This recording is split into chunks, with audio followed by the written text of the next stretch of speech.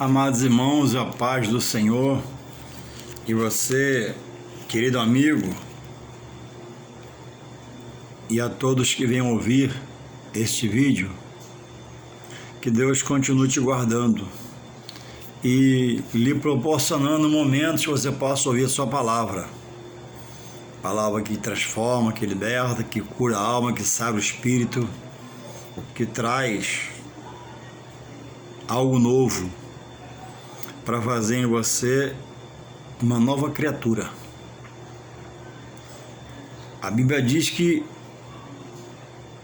pelo apóstolo Paulo, em 1 Coríntios 2, versos 4, que o evangelho que ele pregava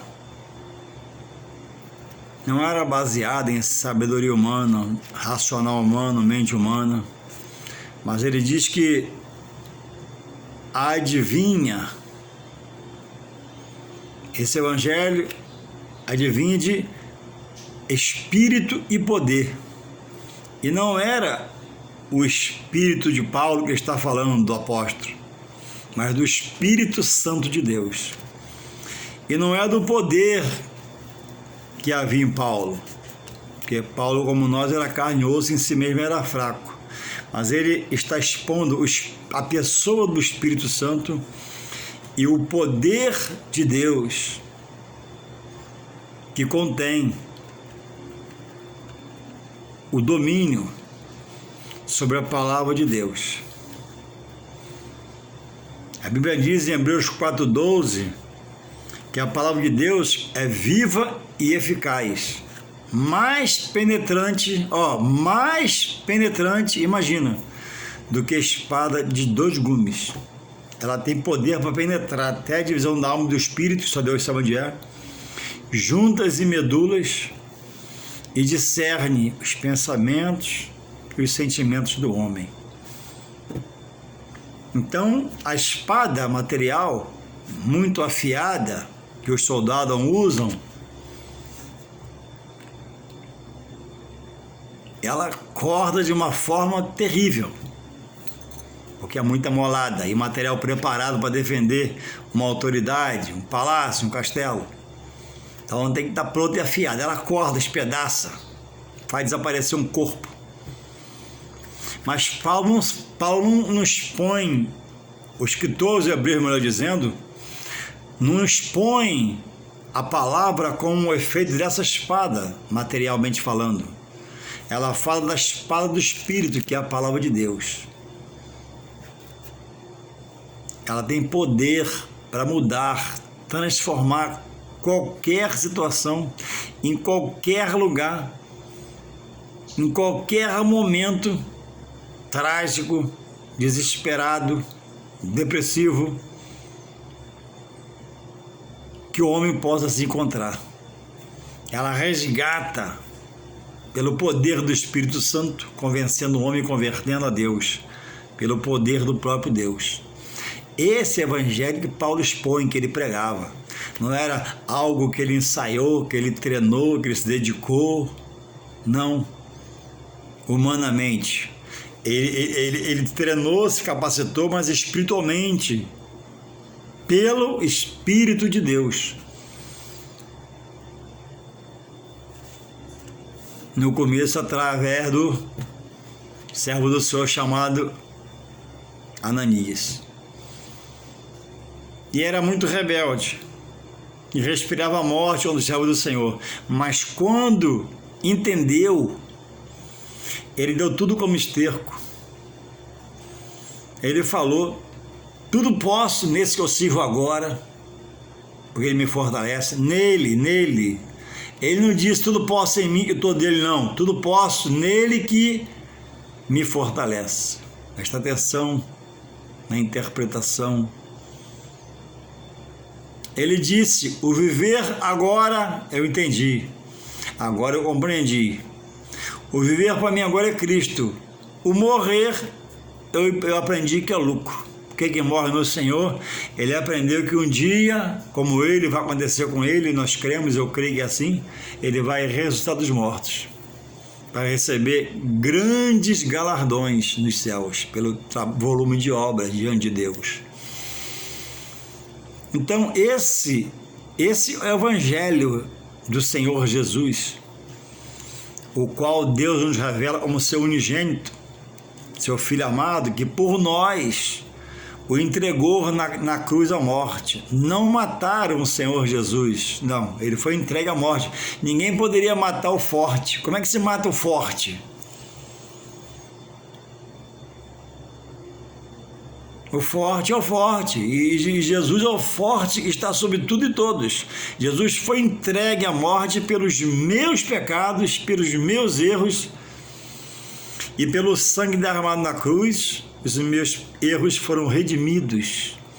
Agora o que eu preciso é manter-me debaixo dessa remissão e não estar pecando, cambaleando, andando errante, errôneo, errado, de qualquer jeito, de qualquer forma. Mas ter postura de alguém ter um testemunho da salvação, para que outros sejam contagiados, inflamados a querer saber como é isso. Isso é feito pelo poder de Deus, através do seu Espírito e o poder seu. E Paulo provou essa condição. Irmãos, estar em Deus, dizer que crer em Deus é uma coisa. Eu vou colocar como um princípio, como uma base, como um pilar. Eu creio em Deus? Creio. Mas crer para quê? Eu creio em Deus, sim. Mas você não sabe dizer para que você crê em Deus.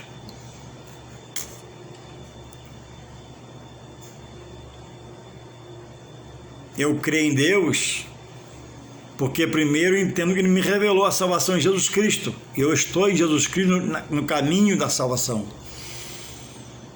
Eu creio em Deus pela sua onisciência, onipresença, onipotência. Eu creio em Deus pela sua bondade e misericórdia, me resgatando, lamaçado de pecado no charco de lodo. Agora, irmãos, crer em Deus, como eu já falei, é uma base. Agora, estar em Deus é uma necessidade para quem se diz já no Senhor por Jesus Cristo, ou para quem quer entrar, ou para quem rejeita entrar.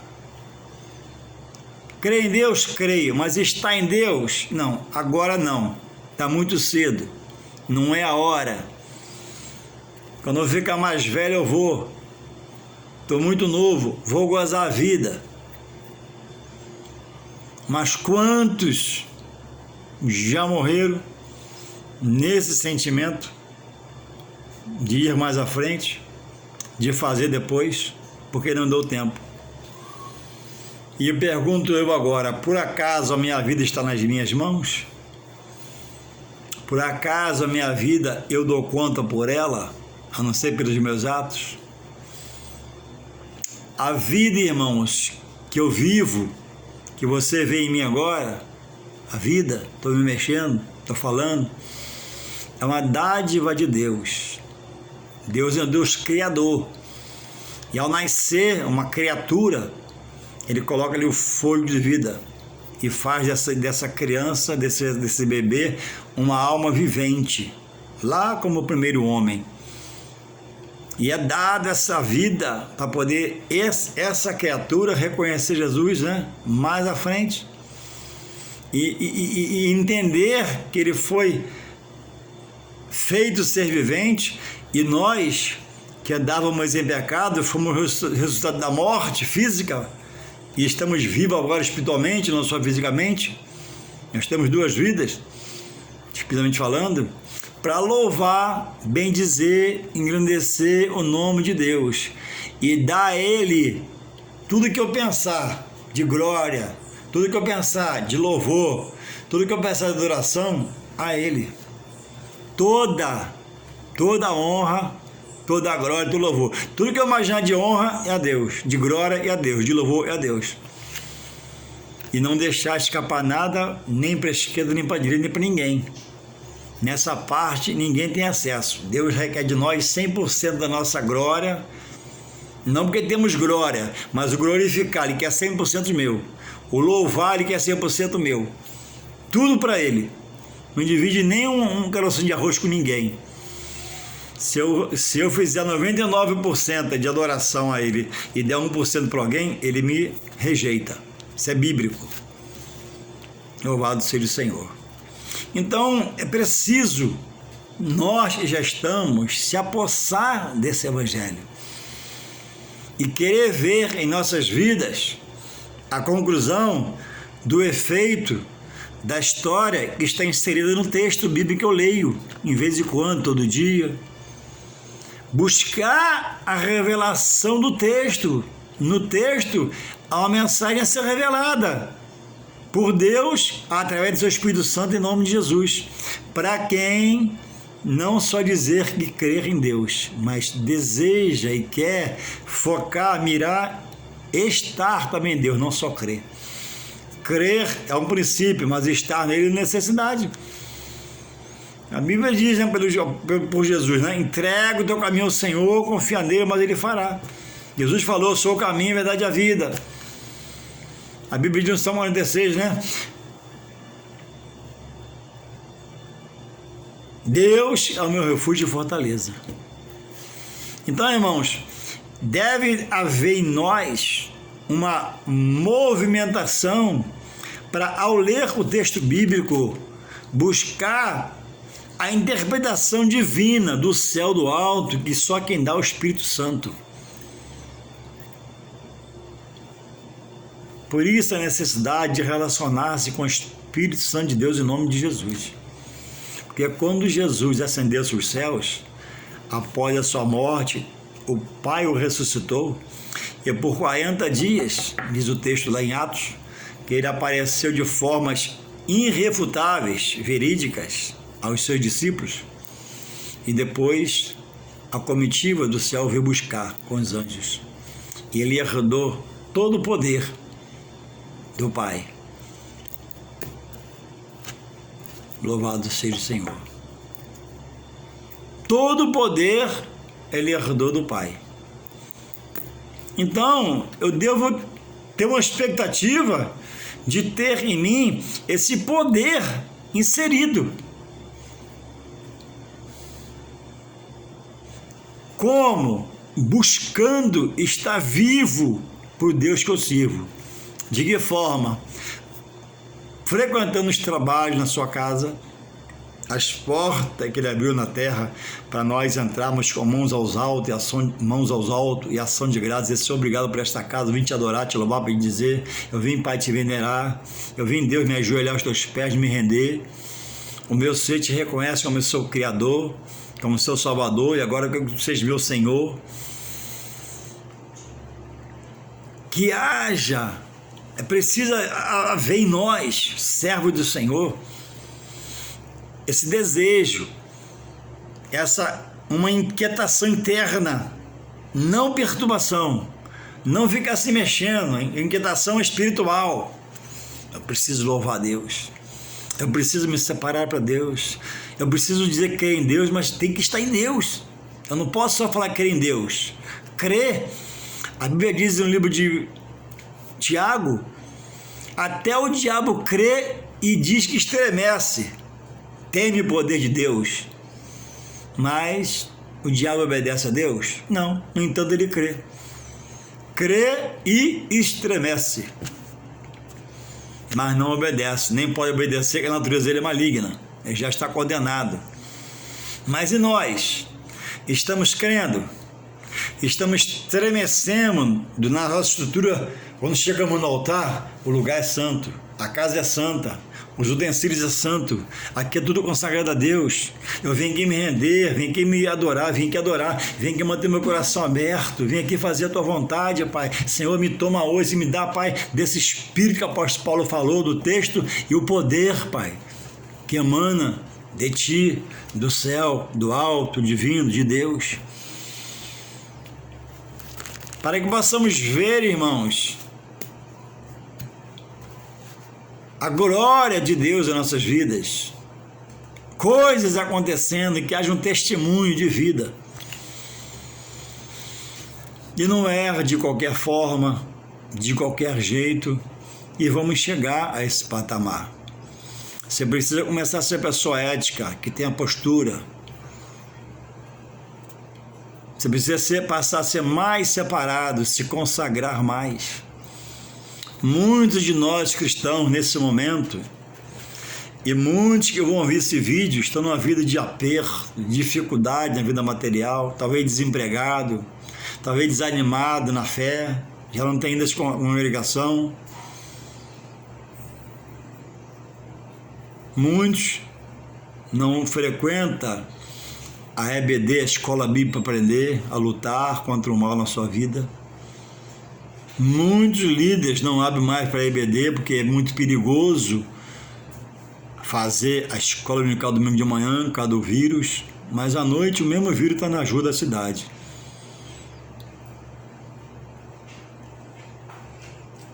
E os mesmos que não podem ir na EBD, que é muito perigoso, vai na pizzaria sábado à noite, dá um sorriso largo, sem máscara e bota lá no Face. Vai na praia, aquele sorrisão e bota no Face. Na escola é muito perigoso, o vírus é muito perigoso. Parece que a escola que é feita na igreja, a igreja agora, parece que é o caminho da morte. É o caminho da base onde está instalado o coronavírus. Por que isso, Juarez? Perdeu a visão espiritual, perdeu o discernimento, perdeu o entendimento. Louvado seja Deus. Irmãos, nós somos do Evangelho, gerado em mim pelo Espírito Santo. O Espírito Santo, irmãos, é que movimenta o meu espírito. Quanto mais contato com o Espírito Santo, mais o meu espírito vai ser avivado, renovado, consagrado, separado, para me fazer a obra de Deus. Mas poder eu vou receber, porque há uma entrega, há uma renúncia, há uma decisão, há uma dedicação, há uma nobreza em querer entender. Espera aí, eu sirvo a um Deus que é santo, justo, poderoso, misericordioso, mas também é severo. Ele contempla o meu ser. Eu levantei a mão para não abrir a igreja domingo pela manhã, porque é perigoso. Mas sábado à noite eu vou na pizzaria cheia, sem máscara. Eu levantei a mão para domingo não abrir a igreja, que é muito perigoso, ABD, amém. Mas eu vou para a praia e posto no Facebook. Eu vou para rios e posto no Facebook. E Deus não está nos contemplando?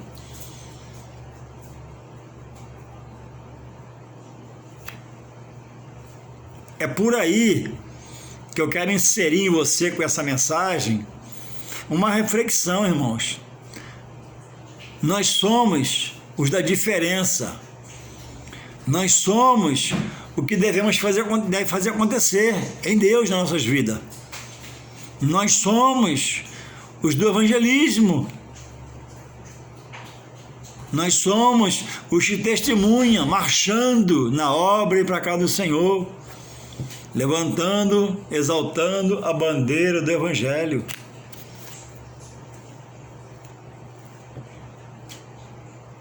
Louvado seja o Senhor. Então é preciso, irmãos, se não tem, buscar ter essa visão.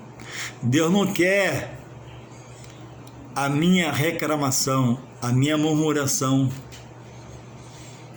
Há muito tempo eu vi uma pregação, e o Espírito Santo me lembra agora, que o pregador falava que a murmuração contra Deus, é uma reclamação descabida. Porque Deus tem cuidado de nós, estamos com saúde, de pé, é inerrante, imutável, infalível. A minha frieza, irmãos, é problema meu, é a minha falta de visão.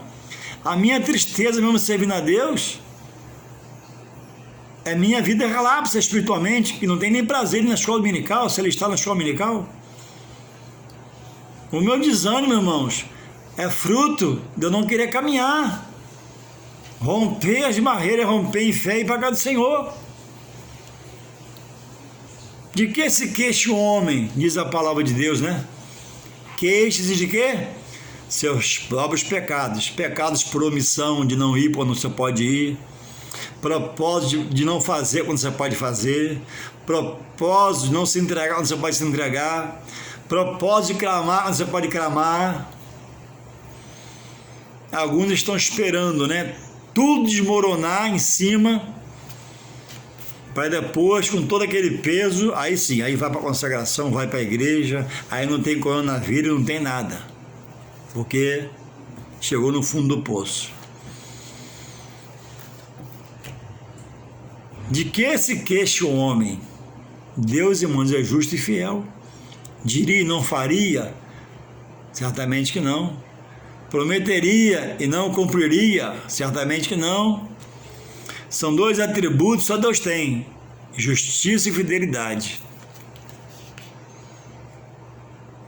Inerrante, imutável, infalível, maravilhoso, magnífico. Tem todo o poder e tem exposto a nós, ao longo do nosso pouco conhecimento, milhares de promessas. E Jesus, irmãos, a Bíblia diz que Ele é a esperança que não desaponta. Se Ele falou, vai acontecer. Mas eu preciso, irmãos, estar de pé, radiante, triunfante.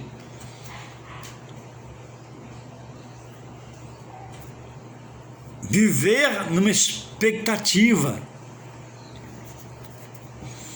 de que vai acontecer. E talvez não aconteça porque Ele é soberano sobre a minha vida.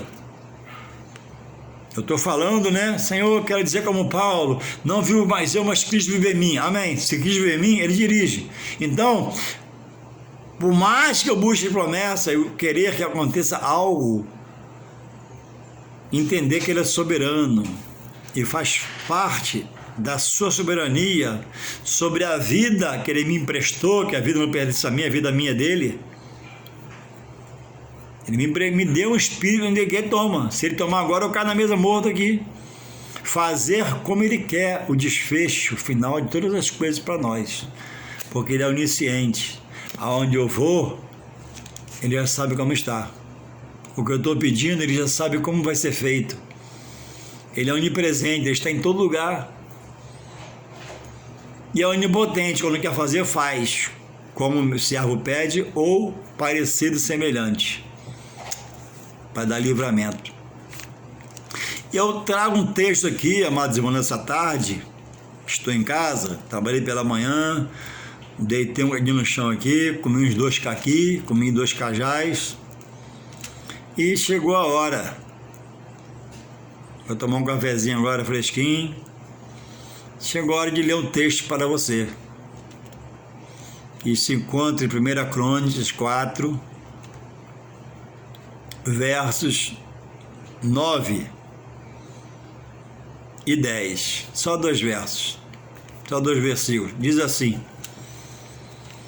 E foi Jabes mais ilustre do que seus irmãos, e sua mãe chamou o seu nome Jabes, dizendo: porquanto com dores o dei à luz.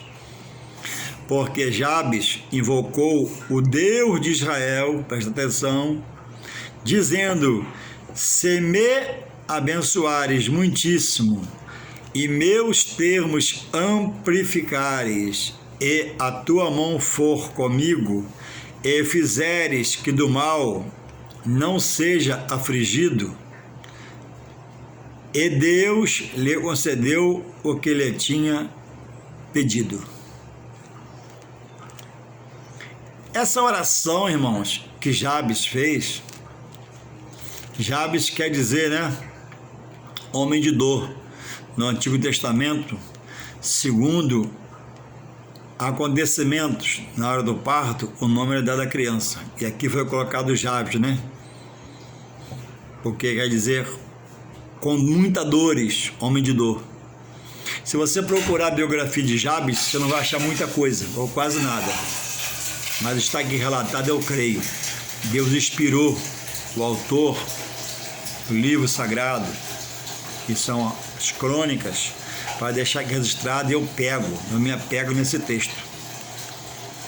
Diz o texto aqui, irmãos, que Jabes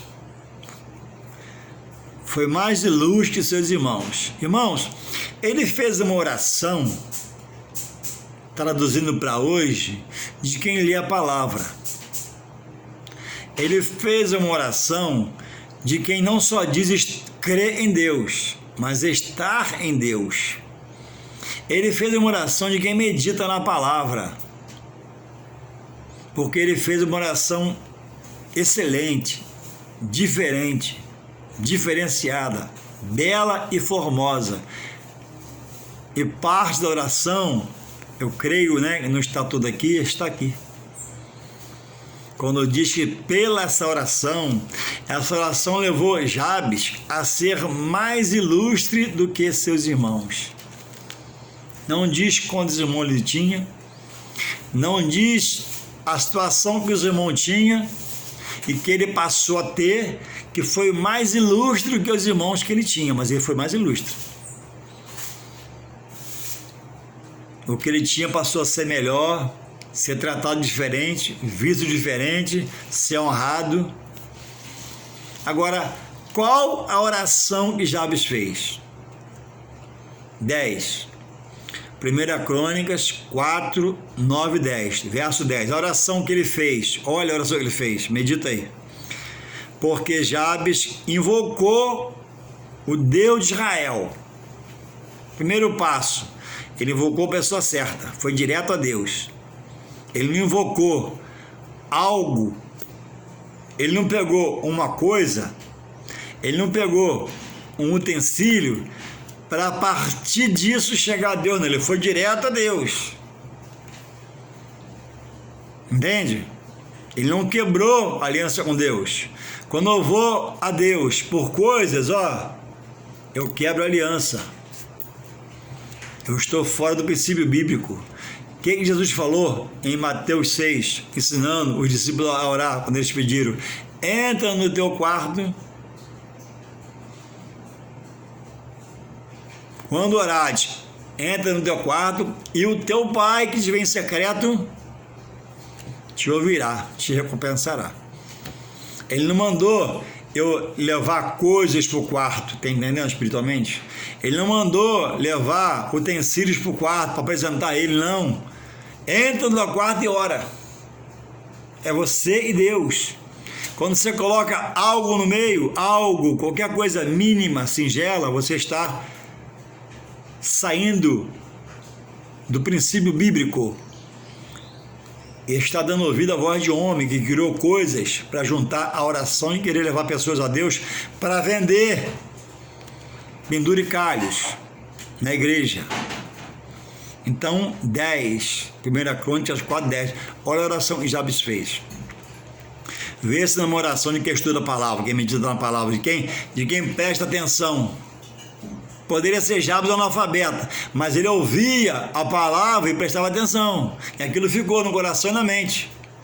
E um dia ele orou. 4:10 diz assim: porque Jabes invocou o Deus de Israel. Olha o que ele diz: se me abençoares, é o que você precisa, a bênção de Deus. Sem a bênção de Deus não acontece nada. E ele pede, se me abençoares pouquíssimo, não. Se me abençoares, fez o pedido completo, muitíssimo, de uma forma grande, poderosa, porque Deus era poderoso e pediu de uma forma poderosa. E meus termos, a minha terra, meu limite, ampliares, ele queria mais coisas. E continua aqui: e a tua mão, for comigo nessa luta da conquista. Irmãos, a mão de Deus é amparo, é consolo, é segurança, é proteção. E fizeres que do mal não seja aflito. Que no dia ruim nessa peleja, que no dia ruim nessa luta, ele não fosse, aflito pelo mal. Haveria até o mal de estar entendendo, mas pede, ó, não me deixe ser aflito pelo mal. Faça-me romper num dia de dor, de aflição, nessa luta para conquistar esses termos de uma forma grande. Aí a resposta vem pelo autor. E Deus lhe concedeu o que lhe tinha pedido. Irmãos, eu disse no começo que o apóstolo Paulo, vou confirmar aqui para não falar errado e ficar feio, né? Parece menino. Eu não sou mais menino, não é isso? Eu sou grandinho, tem que falar com gente grande, né? Menino eu falar como menino. Hoje eu cresci do bonito, desse jeito, mas eu sou homem. Então tem que falar como homem, né? Vamos vem cá, vou dizer, ó, Coríntios 2, verso 4. Olha o que Paulo diz. A minha palavra, a palavra que está na boca dele, e a pregação que está na boca dele, não consistiram, ó, em todo o tempo, em palavras humanas, persuasivas, de sabedoria humana, racional humano. Eu acho que o texto fala disso, eu acho que não pode achar, tem que saber. Mas em demonstração de espírito e poder. 1 Coríntios 2,4. O 5 fala assim: para que a fé de quem ouvia, não se apoiasse em sabedoria dos homens, mas do poder de Deus. Então, irmãos, a pessoa está em Deus, diz estar em Deus, frequenta a congregação. Você não pode aceitar ser uma pessoa caída, deprimida, desiludida. Ou se está assim, lembra que Davi pediu: Senhor, dá-me alegria da tua salvação, que a salvação é do homem, é de Deus. Senhor, dá-me alegria da minha salvação, não, da tua salvação para comigo.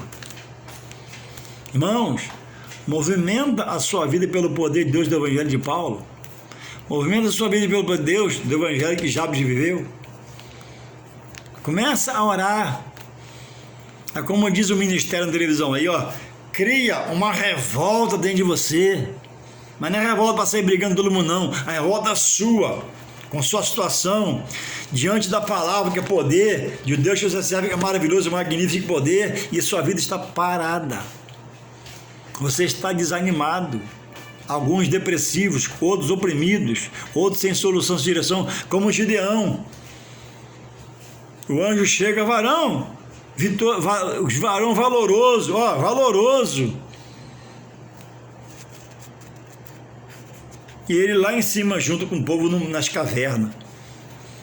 Todo ano plantando, aí vinha, né? Os povos do Oriente, Midianita, Amalekita, tomava tudo.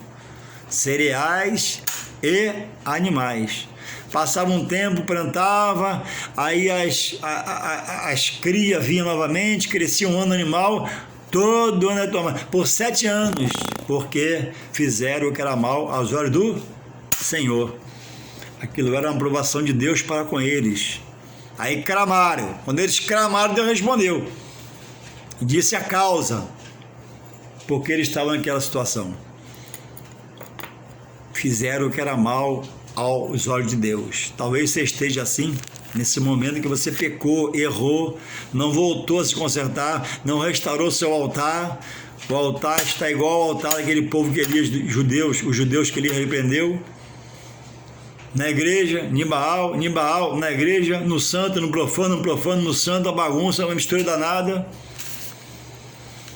Ou possa ser que aonde você esteja, não haja ensino da palavra. Onde você esteja, não haja esse despertamento que você precisa receber para entender, para você clamar. Se o caso é esse, se onde você está, presta atenção, não estou mandando da saída onde você está, se você está desanimado onde você está, faça uma visita. Não saia não, faz uma visita do lugar para ver, fala com Deus: Senhor, meu lugar aqui, estou desanimado, estou triste, não entendo aqui. Nem porque nem todos os ministérios, irmãos, têm vibração para passar, alegria para contagiar. Então, às vezes, precisa de uma mudança. Às vezes, não manda se mudar. Você tem que entender a sua situação e ver se precisa ou se você está num lugar muito bom e é negligente, irresponsável, não tem tempo para nada, não pode nada, tudo que o pastor pede você não pode, não dizima, não oferta, não se entrega, não mira, não foca Jesus na sua vida. Um pé lá, um pé cá, como eu lá longe no passado, e só perdi tempo. Mas eu tenho uma notícia boa para você. Deus é um Deus restaurador, restituidor, e é misericórdia e bondade. E vou acrescentar uma coisa ainda melhor. A Bíblia diz que Deus trabalha, que nunca se viu um Deus trabalha por aqueles que nele espera. Você espera em Deus? Vai orando, Jabes fez isso. Você orou a Deus? Jabes orou, vai orando. Ah, mas quanto tempo levou para Jabes? Não sei. O seu pode levar 1 ano, 2 anos, 3 anos, 6 meses, 3 meses, 1 mês. O orar e clamar está em mim, mas a determinação é de Deus. Eu tenho que esperar, não adianta. É orar e descansar, porque você está crendo em um que é ainda errante, em um que não desaponta o homem, em um que é a esperança do oprimido, do aflito, do desempregado, do bom empregado para fazer uma mudança, do que ganha muito mal para fazer prosperar. E você resolveu se recolher, olhar para trás, voltar os pensamentos da vida pregressa, está em pecado, está pecando, mas nesta tarde Deus manda te dizer que Ele muito lhe ama e se você voltar, Ele cuida de você, Ele trata de você, Ele tem poder de restituir o que você perdeu, se assim Ele quiser, de dar mais do que você perdeu, se assim Ele quiser, porque é tudo pela vontade dEle. Não adianta eu me empolgar, ficar aqui, Deus vai te dar o dobro, Deus vai dar o triplo, não. Primeiro, é se ajoelhar, pedir perdão diante de Deus, diante do altar. Senhor, errei, vacilei, pequei, gastei tudo como aquele filho pródigo, agora eu venho, Pai, bolso vazio de Ti, mas quero me encher, me enche, me revigora, me renova, me restaura, me aviva, Senhor Deus, me dá a alegria de salvação, como Davi pediu, peço agora, da Tua salvação. Creia que Deus pode todas as coisas, mas esteja nele. Irmãos, eu costumo falar na escola dominical quando eu dou aula, se eu e mais uma pessoa, o pastor, por exemplo, da igreja, deixasse alguém na classe e pegasse o carro do pastor, fosse na escada domingo pela manhã fazer uma visita, propositalmente, não como crítico, irmãos, pessoas dormindo, cheio de problema, irmãos, pessoas se preparando para ir para a praia,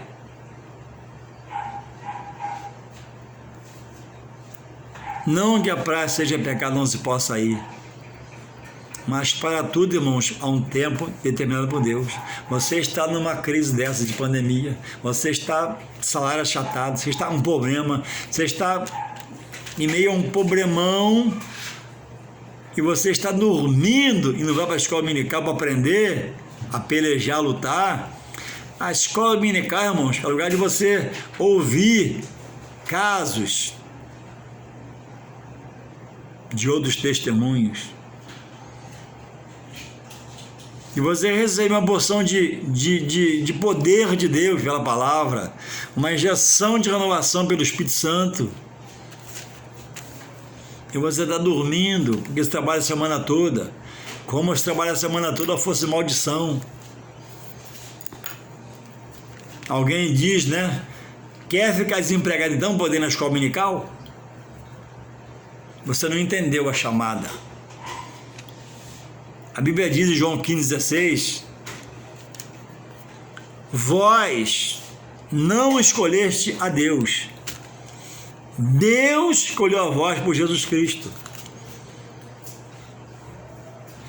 E quer que o vosso fruto permaneça. Você foi chamado, irmão, para aprender de Deus.